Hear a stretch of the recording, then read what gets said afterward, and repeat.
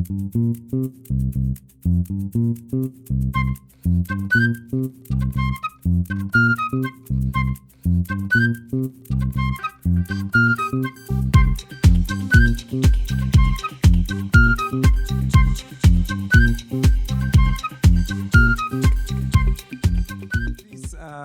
let's give Dipender Saluja a warm welcome here from all of you guys, right? Thank you, Dipi. Thank you, thank you. And just to give you a perspective, Dipender and I, we know each other for now almost 4 decades, right? So we're actually 21 years old, but I don't know how the math works there. But no, we met 40 years ago, right? It was like in 1983.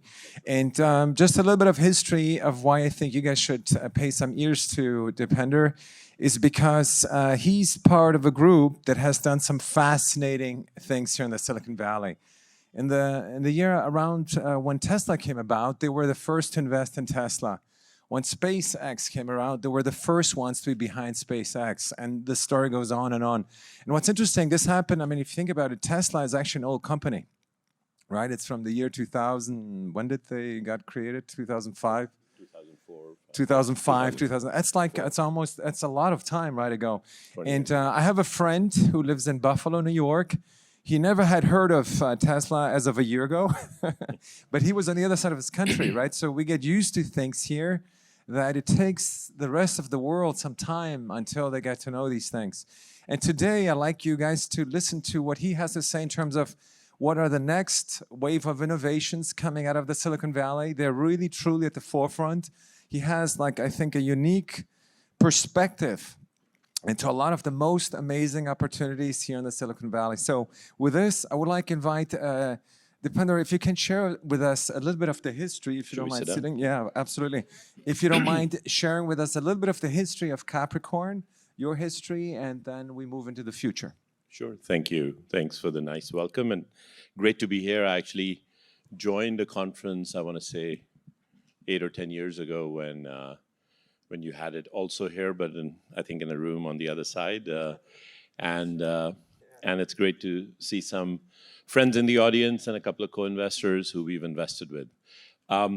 I just completed 36 years here in Silicon Valley, within 5 miles of here. Our office is about half a mile from here, right on University Avenue, and I've basically grown up professionally here, spent the first half of my time here in the semiconductor industry. I came here for the silicon in Silicon Valley. And then, as Harald mentioned, started thinking about, what do we do with all this technology that we had started developing in Silicon Valley? It was great to develop all this, but when we would go outside Silicon Valley and look at the rest of the world and see these huge industries, like energy and transportation and agriculture, and that time even healthcare. And there was a big gap between what we were doing here and what these large industries were like. We would often think about, what if you could combine all the innovation in semiconductors and power electronics and software with some of those industries could really get into that next stage. And so just from an origin of Capricorn point of view, we were a few friends who had gotten to know each other back in the days at Stanford and in this area. And I started thinking about what I wanted to do next. And electric cars was one of the first things that came to mind. Solar energy was another one that came to mind. Power electronics came to mind. And they all had a common characteristic, which was, how do you take the solid state world, again, the semiconductor software electronics world, and bring it into the electrochemical, chemical, electromechanical kind of world? And for those of us who were, of the engineering mindsets and, came from that background, to Harald's point, 20 years ago, it became very clear that that was something that needed to happen, was going to happen. The laws of physics kind of started demonstrating that it would happen, and it was more a question of who and not a question of if. And so, long story short, we kind of got together and started saying, let's invest in this space. Our first instincts were to start companies in the space because that's what entrepreneurs and people who are in companies do. But we realized very quickly that almost nobody was doing anything in this space. And the more we met people and the more we talked to people, the more we realized the opportunity was even bigger. And the people were not focused. The people with the investment dollars were not focused on it. Now, for those of you who know the Silicon Valley history, the valley was built on hardware. That's where the origins were. So it's not like this area was not used to it or the culture wasn't used to it. It's just that we had gone through, in the 4 decades that he and I have been here, we've gone through 4 or 5, 6 big cycles. And the first few of those cycles were similar to the 60s and 70s and 80s. But then, but if you think about it, 20, 25 years ago, the cycle that this area enjoyed was largely built on all the software innovation that happened on top of all that amazing work that had happened in hardware and in systems. And you were seeing this rapid innovation around software. That's around the time when the browser became mainstream. That's around the time when search companies started emerging. That's around the time when e-commerce on the internet. That was an amazing wave, and a lot of people had a lot of success with that wave. And to some extent, that shifted the focus, for all the right reasons, into that space. And just like any cycle, there was a whole area that was starting to get ignored. So the more we thought about it, the more we realized that this was the space that needed some attention. And so it's been about, like I said, about 2 decades, and we have been investing through the tool of venture capital into this area of energy transition, clean tech, renewables, different words people call it, but also some deep tech adjacent to that. So computing, we've invested with Carlos in a couple of things in the computing and next generation power electronics side. We've invested in quantum computing. We've invested in rockets.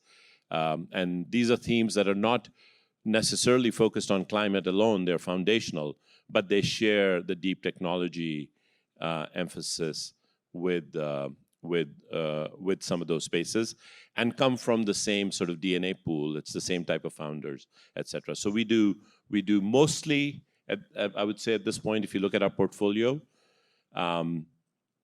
70 to 80% of our portfolio is focused on the energy transition. So things like new power generation. So I mentioned we made several investments in solar. Since then, we've invested in fusion. And then lots around electrification of transportation. So electric cars, electric airplanes, that whole ecosystem with batteries, power electronics, and other systems around that. More recently, we have also started investing in new materials. So, and when we get into the conversation, I would say, when you think about Brazil, I think this theme is going to be something that comes about in a big way, which is new ways of making things, starting with the most common, one of the most common materials, which is steel and iron. We've been making it the same way for a long time. And now there are much better methods to do better, cheaper, faster using electricity instead of coal and iron ore, which was the way that we've made steel for a very long time. And it's one of the largest industries in the world.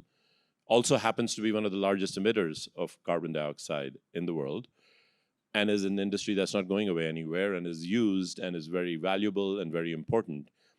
And now, because how cheap electricity has become and because how advanced power electronics have become, we can take electricity and make iron and steel without emitting carbon. In fact, it ends up sinking carbon from the atmosphere. So it's a beautiful thing.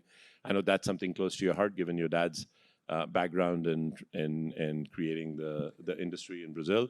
And we've seen a lot of interest from companies in Brazil who've come and looked at that. But that whole area of how things are made, whether it's steel or magnesium or aviation fuels or even what your shoes and clothes are made of, lycra and rubbers and plastics. All of that is now ready and better, cheaper, faster to transition from the way we've made it over the last 100 years to new ways of doing it. It's terrific. Thank you so much, Dipender. I'd like to share a little story here with all of you. Around 94, I had a friend called Yon Yadigaroglu. He was a student at Stanford, and he was studying astrophysics. And at night, I would go to his house. He was co-sharing his house with another 3 students. And we would play games, card games, sometimes poker, what have you not, late into the night. And usually around midnight or 1 o'clock, one of his co-students that were living with him in this house would come into the house and I would ask him, what's this guy doing? He says, he's building a little company. Okay. Later on, I discovered that the company that he was building was eBay, right? It was Jeff Skoll, and he was working with Pierre Omidyar on little eBay, right? And what happened is that, as you guys know, the history of eBay, they became very successful. And if I believe, they went on to buy PayPal, correct? Is that how that worked then in terms of Tesla and the whole relationship with? So by the way, the 2 names he mentioned were 2 of the people that I work with closely and as the origins of Capricorn. The original capital in Capricorn, in fact, was Jeff's and the foundation that he created, which is the Skoll Foundation. And maybe just to add, since you asked about Capricorn, Capricorn as a firm does 3 primary things. One is it is sort of an outsourced CIO to a few individuals and entities, like Jeff and the Skoll Foundation and all of the partners and some others. And then in addition to that, we have an investment business that invests in other funds, primarily focused on the theme of sustainability. And so emerging managers, new funds around the world that are now focusing on investing for good. And that is an area that we really want to encourage more managers to come in. And then the third part, which what we are talking about here, is the technology impact fund side, where we have been investing pretty much from the beginning, using the tool of venture capital into deep tech. And so those are the areas that we focus on at Capricorn. In terms of our connections with Tesla, there was actually more than one connection with Tesla. Believe it or not, the first connection with Tesla was the 3 original founders of Tesla, one of whom was a student in physics at Stanford and was part of the solar car project and all of that. And he came to us and showed us what was possible with batteries and power electronics, how those curves were going. And he was also a passionate pilot and was very interested in building electric airplanes. We quickly concluded that it was a little early for planes at that time. But then when they pivoted to doing cars, it was like, this is amazing. This is exactly what the world needs. And that's how we got into it. And then it was a nice coincidence that Elon wrote one of the first checks into Tesla. And Jeff had gotten to know Elon through the acquisition of PayPal. Because if I remember correctly, Jeff was very much into altruism, right? Helping the world, which was actually one of the reasons he invested in Tesla. Is that correct? Or yes, one absolutely. of the aspects? Nothing like building a car without a tailpipe to have that transition, right, from to an emissions-free. Because he went on to buy Placement Studios, and if you guys probably are familiar with a lot of the movies by Placement Studio. Participant Studios. Participant Studios. What are some of the movies that they made that are famous? A lot of them are with George Clooney, I think. One of the first ones for this space was Inconvenient Truth. Okay. And then the sequel, that was kind of, if you think about it, a seminal movie to get the world's attention onto the space. Some of the more popular ones that you're mentioning with George Clooney were Good Night and Good Luck, Syriana. More recently, Spotlight, which won an Oscar. By the way, Spotlight and Good Night and Good Luck, 2 really good theme movies around the importance of journalism and what it takes to be, brave journalists around the world, something we need a lot of. what were some of the other movies? Lincoln, for those of you who saw that, Daniel Day-Lewis. There's about 100 odd movies, but also movies with a purpose. And then, Dipender, as you invested in Tesla from 2005 onwards, that was a long ride, right? It was it wasn't even a 5-year ride. It wasn't even a 10-year ride. It was a 15-year ride. How did you guys stuck your guns to that idea of going electric? How did you persist in those investments for so long? As I mentioned earlier, right, from a math and science point of view, this was not a mystery. In fact, that's a common theme across most of our investments. A lot of people come to us and say exactly what you said, which is, my God, this stuff is going to take a long time. This is really difficult. That is kind of true, but in a funny sort of way, I feel like what we do is easier. And the reason why I find it easier is that when it's very clear how something should be done, and that eventually it will be done that way from a technology and, again, a science and math point of view, we rarely wake up in the morning and say, oh my God, that was a really stupid idea, that whoever thought that cars are going to go electric, or whoever thought that, lithium ion is going to be the way for batteries, or lithium metal is going to be the, it's actually, it sounds hard, but it's easy. Because you understand it. You do the math, the science, so for you it's clear that this is the obvious way forward. Right. And the world cannot do without it. It's much harder for me to pick fashion, right? Or to even pick, let's say, whether the world needs 18 pet food companies on the internet. I mean, it's like really hard for me to do that. Who would have imagined that, the world needed that many companies to ship pet food on the internet? It'd be really hard for me to figure that out, because hard to tell whether the world needs it or not. So you guys then went from Tesla to SpaceX to the... we did quite a bit in between. Yes. Like I said, we did a fair amount in solar. Okay. And by the way, solar PV, right? If you think about it, 15, 20 years ago, this was going to be, it was predicted to be a niche business that would be maybe, on the rooftops of wealthy people's homes. But the math and the science and Moore's law pointed to that this could become very, very, very cheap. And for those of you who keep track of these numbers, it is by far, at this point, 15 years from being a very expensive form of energy when it started to the cheapest form of energy on Earth today. Maybe you can compete with some forms of wind and solar, but it's within spitting distance. And almost all the world that couldn't afford electricity is now getting electricity primarily because they now have access to such cheap electricity. And that's a beautiful thing. And that's going to have rippling effects on other things. So to that point, just because it was going to take a while for this material to come down the price curve, that story has been written over and over and over again in Silicon Valley. In fact, it's almost the law that governs Silicon Valley, which is Moore's law, which is you start with something and then every 18 months, it becomes half in price or double the performance. And if you can adopt that to things that were not used to that, you can create what seems like magic. I mean, this thing was $20,000 when you and I met, and only a bunch of farmers would carry it in a briefcase, right? And at that point, people were predicting that that would be a niche business, and now it's as pervasive as it is. So the fact that solar made that journey gave us, the reason we had that confidence was it was a semiconductor approach, and you were using silicon and other semiconductor materials, which we know how they scale and how they come down in price. And it was a question of time. It was not a question of if. Now, you need a certain scale to get there. So the biggest threat at that time was financing risk. Would there be enough capital in the world to finance the volume that was needed to bring solar down to the price that it is today?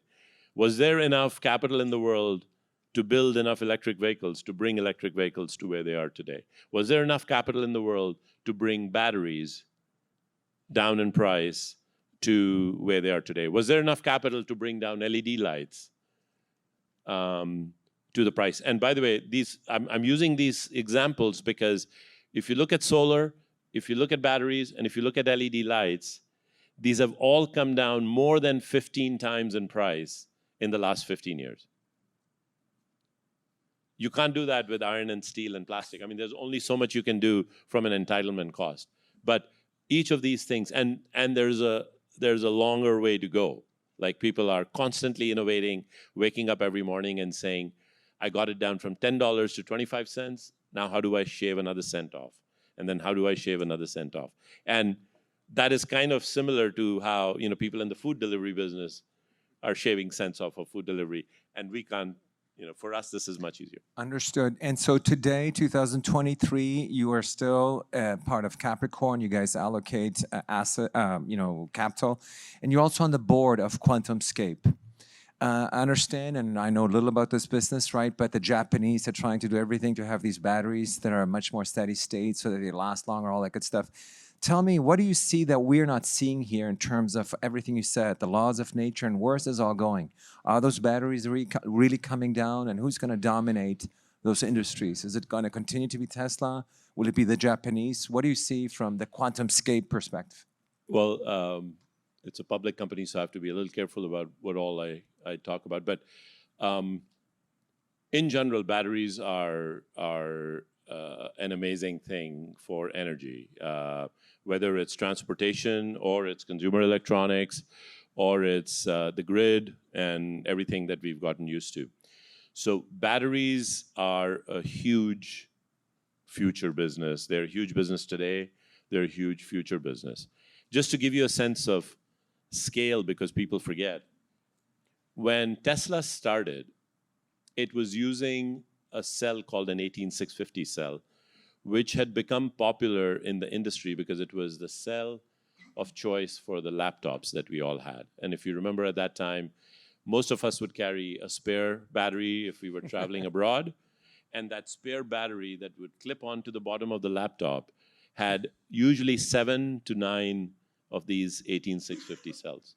7 to 9 would go into that. That cell had become popular because of power tools, because power tools wanted to rip the cord and become wireless. And that was the large market that had started popularizing lithium-ion batteries, as funny as that sounds. Power tools were the driver. Laptops made them popular. And at the time when Tesla was created, the largest consumers of those cells, no surprise, were companies like Dell and IBM and HP, because they were the largest producers of laptops. The entire industry of those cells at that time, which served all of the laptop business, everybody calculated could only fuel, a few tens of thousands of Tesla cars, because Tesla in turn took something like 7,000 of those cells and put them into the original cars. So 9 in each laptop, 7 in each laptop, 7,000 in a car goes through a lot of cells at that time. That industry then took off. I mean, this is how scale happens, right? And now you can just multiply, right? There's going to be millions of these cars, and each of those cars is going to have the equivalent. Now they've started making larger format cells, flat pouch cells, et cetera. And so the whole industry is moving up. But eventually, you can pretty much imagine that we have to produce enough batteries in the world that is going to take the place of gasoline. And you can then just think of scale. And just to connect the dots, another company that we've invested in recently, 4 years ago, comes full circle, because that same individual that I mentioned, J.B. Straubel, who was one of the founders of Tesla, has started a company for battery recycling. Because the one beautiful thing about electric cars and electric batteries is that when those batteries die, you can mine those batteries for all the material that you need for the next battery. So in steady state, we are now slowly starting to make a shift from, as more and more electric cars and more batteries come offline, the mines of the future are on those 4 wheels that are going to come back, get recycled, and go back into new batteries. Because unlike gasoline or coal, the energy reaction is not going up in smoke. The material is not going up in smoke. The energy reaction is simply changing from one material in the battery to another material in the battery. And these are just chemical reactions that go back and forth. And eventually the batteries die because mechanically, after a few thousand cycles or a few hundred cycles, it collapses. But the chemicals are still there. So the lithium, the nickel, the cobalt, the manganese, whatever was put into that battery cell is still there.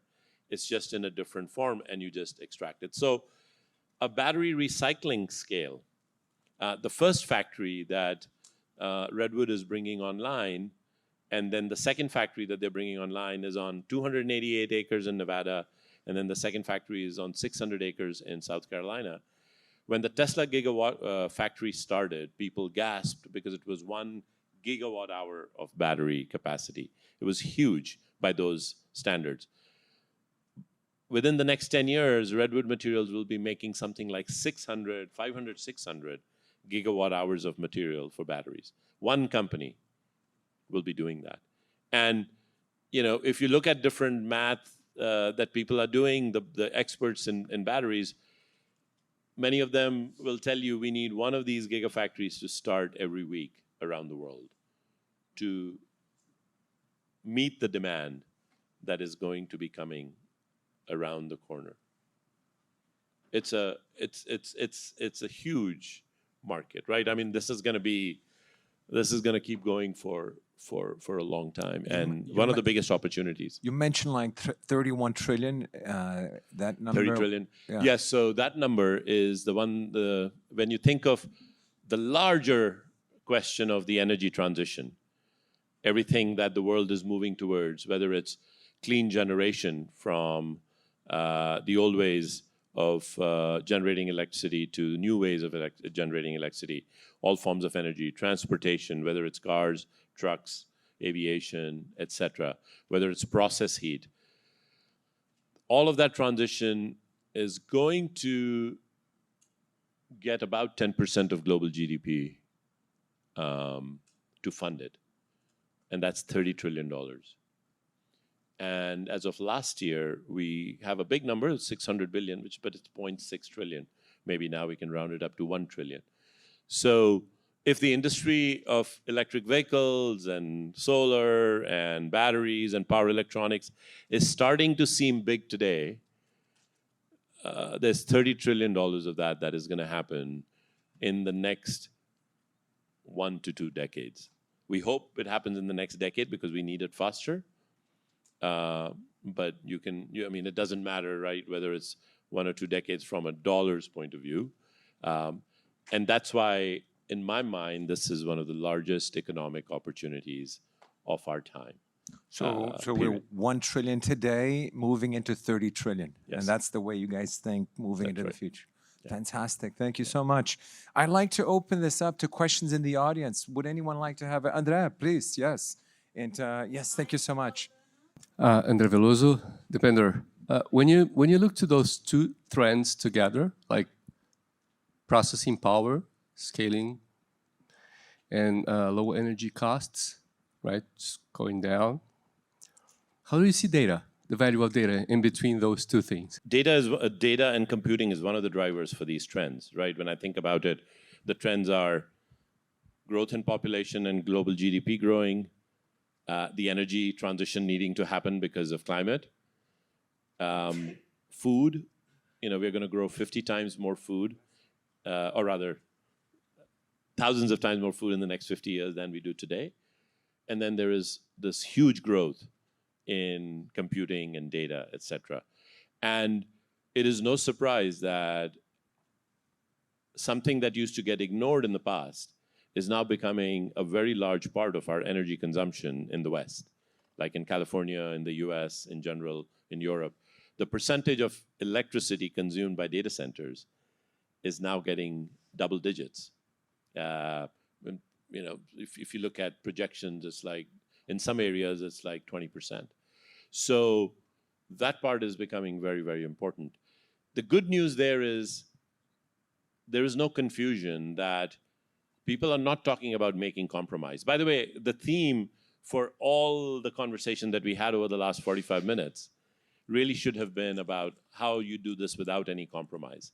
You don't do that. You do this without any compromise on quality, without any compromise on performance, without any compromise on what you get. It is successful if it's better, cheaper, faster. Whether you think of it as a new car, whether you think of it as a new form of electricity, or whether you think of it even simply as a tool for investment, meaning ability to make money investing in this space, right? So this is going to scale and be successful if it's without compromise. And so to your point on data, the beautiful thing is that this will happen without compromise because the fastest, best performing chips, for example, need to perform 3 to 5 times better, but they need to do that at 3 to 5 times less energy. And that is existential for them because if they don't perform 3 to 5 times less energy, they will melt. They literally won't be able to perform. And so when you look at almost every major computing project, the company that I mentioned that Carlos and I were involved with, that ended up at Qualcomm, the whole idea there was how do you build the next core of the data center processor, the hyperscaler, with significantly less energy at high performance. Because all these data centers, at this point, their biggest line item of cost is starting to be electricity. And so there's a double whammy there where you can make, one is you make chips and electronics and systems that are cheaper and less energy consuming, and then you provide new forms of electricity that are cheaper. So if you talk to, for example, the guy who is in charge of energy at Microsoft, he will tell you a very surprising thing. They claim to be the largest purchasers of transformers today in America. Not a utility. They're not in the business of supplying utility. If you ask the average person, they would think that all transformers are bought by utility companies, by the PG&Es and the Southern Cal Edisons and whoever your favorite utility is. In this case, a computing company is buying more transformers than any utility in America today because of the trend that you're talking about. They're buying more solar farms. They're buying more hydroelectric projects. They're even looking for fusion, right? They're looking for cleaner sources of all of this electricity that they need to fuel their business. Fabio de Paula from Indicator Capital. Could you elaborate a little bit more on the Investors for Good concept and if this is the same or different as impact investment, and what are the criteria that you use in your investment decisions? Sure. So I think impact investment as a theme sort of started around the same time that Harald and I were talking about this. So the words are very simple. It's investing with impact and presumably good impact, right? The confusion that, or rather the debate that has existed is, do you do this by sacrificing investment returns and having greater impact? Or do you do it without sacrificing investment returns and with impact? And so what you see is different players in the space. And so for simplicity's sake, we all do philanthropy. And you could decide to invest in something as a philanthropist and say, I don't want a return on my capital. I only want impact. And at the other end of the spectrum, you could have somebody like us who says, we want to do both. We want to transition the entire transportation system from fossil fuel to electric, for example, and at the same time create a $1 trillion company which returns amazing returns to all the investors. And so that is investing with impact. So I think the reason why the question comes up is people have assumed that investing with impact is only of one flavor, where either you can have impact or you can have profit. You can't have both. And while there are many problems that you need philanthropy for, what we are trying to do is find problems where mainstream capital, mainstream livelihoods, mainstream company building, like you would build any other company, can help transition something into a more impactful way of doing it. And the examples that I gave today are all examples of that. all of these examples are companies that have created great returns for investors, and this category is one that has created good returns. And at this point, if you start looking at the data, the asset classes. So if you look at folks deploying venture capital, the venture capital returns from this are equal to, sometimes better, kind of like the same trend as any other venture capital, whether it's funding enterprise software or social media or consumer internet or anything else. Okay. By the way, if you're truly concerned about impact, if you think about it, you're going to maximize, and you're building something for impact.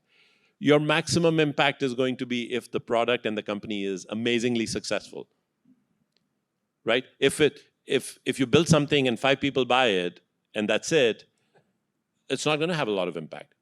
But if it becomes the product of choice and people around the world start buying it because it's the best product, and they're not buying it because somebody told them in the morning, you need to eat your broccoli before you eat dessert, then it will replicate, right? And it will become the product of choice.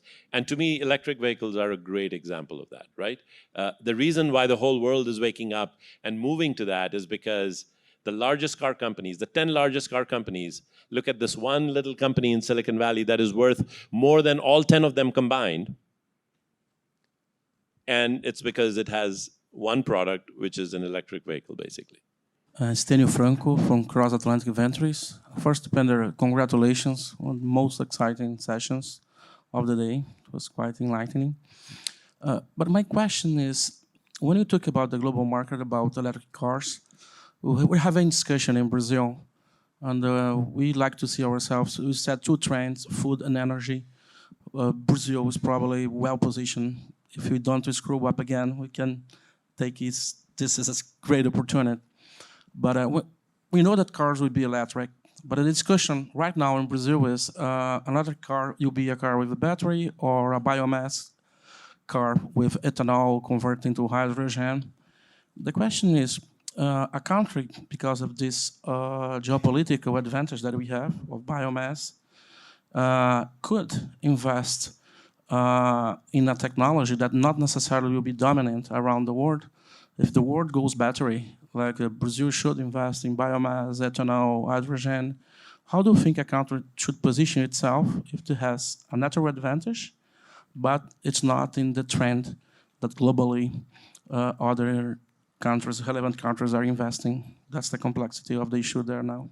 So I don't know if I'm qualified to give a very precise answer to that, but let me take a more general approach to that, which is to say, with the way the global economy is connected right now, I think it's really hard to bet against a global trend, right? All of these industries scale very quickly when the whole world gets a taste of them. And then as they scale larger, the price comes down dramatically. And after a while, each one of these industries has to become a minimum scale before it's profitable and viable. So I would say, I don't know of too many examples where somebody's been able to scale and say, the whole world is doing this, but we will do only this. And we will make it happen within our borders. That's in general, it's harder. Maybe there are some niche industries where you can do that if it's easily sort of replaceable. Like I guess types of food, one fruit versus another may be the thing, but they're really it's not apples to apples, no pun intended there. So if you're asking whether specifically around vehicles, whether electric vehicles are going to be the winner, I can pretty much unequivocally tell you yes. This idea of hydrogen as a fuel and hydrogen as a material has a lot of potential. We are investing in hydrogen. The first markets that hydrogen will address will be things like fertilizer. There's a huge fertilizer market in the world. And if we can make hydrogen using clean sources like solar and hydropower is something that Brazil has a lot of.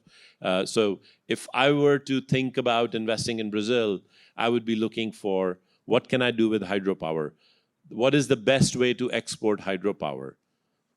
A really good way to export hydropower with the iron industry that Brazil has would be to make clean steel or green iron or green steel, because those are the two essential components, ores and cheap electricity, with the new ways of making iron and steel.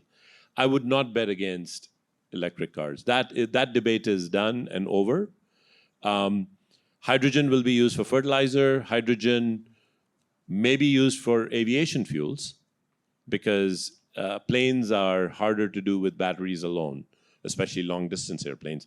We've invested in an electric airplane company, but that's for short distance, very frequent trips, kind of replacing the car, and vertical takeoff and landing. Is that the one in Santa Cruz? That's the one in Santa Cruz, yes. Yeah. It's called Joby Aviation. Joby, It's been flying for about 5 years, and hopefully you guys will get to see it flying all over the world pretty soon. So short distances, aviation will be electric, but long distance will require a fuel. And whether that's hydrogen or a hydrogen derivative or a synthetic aviation fuel, which is a combination of hydrogen and carbon, carbon dioxide derived carbon monoxide, very likely. We've invested in that side as well. Biomass, I mean, there are a lot of applications of biomass. I wouldn't try to force it into transportation. All right. We have come to the end of the day here, and I'd just like to ask, how many of you were here during the World Cup in 1994? Raise your arms. Oh my God, look at this, so many. All right. Wasn't it a great day that Brazil won that World Cup, right? And Dippi and I, we went with Dipender and I, we went to a lot of the games, and I'll never forget that he and I, we bought all the tickets that we could buy before the World Cup started. Remember that? And what happened is that we didn't know which games we were going to play and where, but we just bought all the tickets we could. And I'll never forget, one of the games was on July the 4th, which happened to be here at Stanford University, and it was the United States versus Brazil. So that was an incredible. The tickets went from, let's say, $100 or whatever they were at that time to like $1,000, right? And everybody wanted to have them, and so I remember this very fondly. That was a good memory. The parties in Los Gatos were a good memory. Yes, that's right. And then one sad memory was, many of you will remember, that was also the World Cup, and in our stadium here at Stanford was the one in which the Colombian player scored his own goal. We were there for that as well. Yes. And sadly, that didn't end well for... No, it didn't end well with him. that was one of the games as well. That's right. Dipender, thank you. How about a round of applause for Dipender here, right? So...